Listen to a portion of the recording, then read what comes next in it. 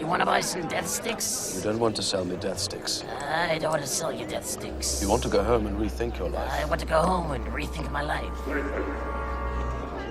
The Star Wars universe is well known for its powerful criminal underground, which rivaled or even surpassed the influence of the primary galactic government at some points in history. Just like with many of the most powerful criminal organizations in the real world, the galactic underworld was largely built on the buying, selling, and transportation of illegal substances. Also, like in the real world, much of the galactic underworld was built on the trade of one particular set of substances: drugs. Buckle up, because in this video, we'll be talking all about the galactic drug trade.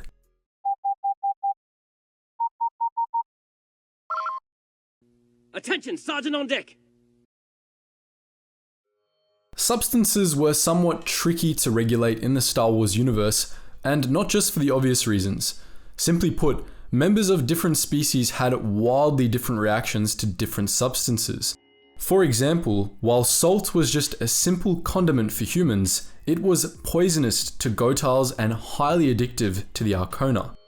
Different varieties of cyanogen gas served as a mild intoxicant for many alien species, and it was popular enough that there was a bar on Nar Shaddaa, the Jek Jek Tar, that exclusively served the gas in special sealed rooms. However, this gas was extremely deadly to humans, capable of causing an agonizing death even from skin contact. Nonetheless, there are a few substances that had universal effects, more or less. Many of these were the more powerful hallucinogens, which were banned under Republic or Imperial law for a variety of reasons. But bans rarely made a dent in the underworld drug trade, especially for highly addictive substances in high demand. If anything, Republic and Imperial bans on substances made them all the more profitable, especially for organizations operating out of hut space where they could laugh at Coruscant's decrees. As you likely already know, the most powerful of such organizations formed around the spice trade. The term spice referred to a wide variety of hallucinogenic drugs, with the most popular being Rill and Glitterstim. Rill spice was one of the most common drugs in the Star Wars universe, mined on Ryloth and dozens of other worlds. It was hallucinogenic and highly addictive, though it had certain medical uses as well. For thousands of years, the Republic unsuccessfully tried to crack down on Rill production, but the spice only became more popular. By the time of the Clone Wars, entire hyperspace routes had been blazed to make the production of spice easier, such as the Deathwind corridor between Ryloth and Rune. Glitterstim, meanwhile, was the rarest and most valuable spice found only in the mines of Kessel. Glitterstim was produced by the energy spiders that lived in the planet's caves and had to be harvested from the spiders' webs. It gave the user a heightened mental state and was even known to grant telepathic abilities.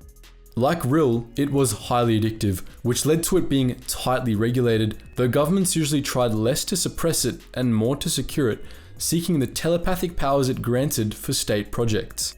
Many criminal empires grew wealthy off the Glitterstim trade, most notably the Pike Syndicate, which mined Glitterstim and Rill on Kessel. A few years before the Clone Wars, criminal elements operating on orders from Twi'lek Senator Chom Freka created Glitterill, a synthesis of Rill and Glitterstim. This was accomplished by feeding Rill to energy spiders from Kessel, creating a highly potent drug capable of erasing memories. Though this effect might seem much less desirable than telepathy, Glitterill wasn't intended to be sold to those who wanted to use it themselves, but rather those who wanted to brainwash others. This made it quite popular among crime lords. It's possible that Glitterill could have become even more sought after than Glitterstim in time, but fortunately for the galaxy, the Jedi put a stop to its production before it could get out of hand. But odds are, you didn't click on this video to learn about spice. You were probably more interested in a drug mentioned in the clip at the beginning of this video, death sticks. Unlike Rill and Glitterstim, death sticks were completely artificial drugs originally synthesized in labs in Coruscant's Collective Commerce District. The main ingredient of the drug was Exetal Selonia, an extract derived from the Balo mushroom, which was found on the planet Balosar. It was most popular in its liquid form, which could be mixed into a drink or injected intravenously, though it also had a powdered variety that could be insufflated.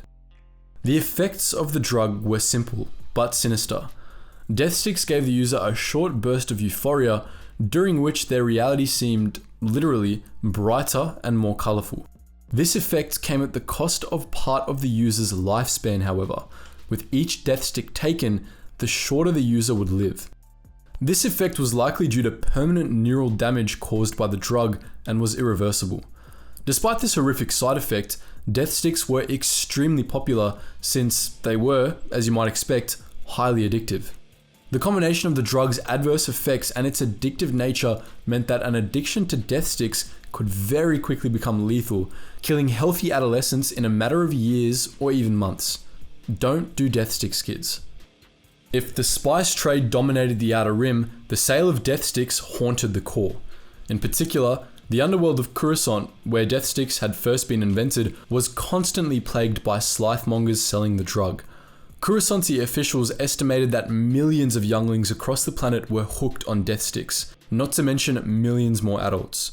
Other core worlds, particularly urbanized ones, were also major hubs for death stick trade, despite the best efforts of local officials.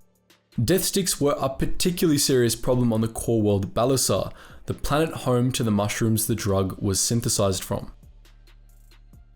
Balasar had its fair share of problems before death sticks became a thing, mind you. The planet was so urbanized and polluted that it was impossible to see sunlight from the ground.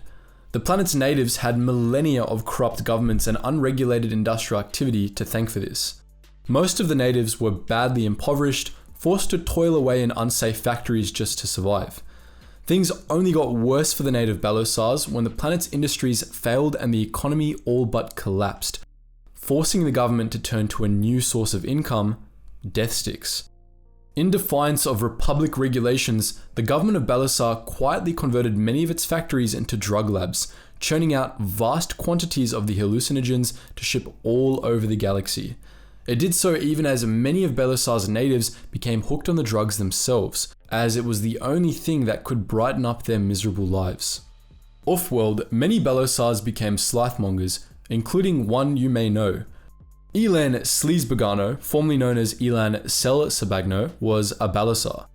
He was originally a medical student at the University of Coruscant, but ended up being forced by a criminal gang into stealing medical supplies from the university for death stick production and fell into the drug trade. Elan primarily sold death sticks in the Collective Commerce District where the drug had been born, and like many Balasars, he ended up becoming addicted to his own product. He continued his downward spiral until a mind trick from a certain handsome Jedi convinced him to go home and rethink his life, which he did.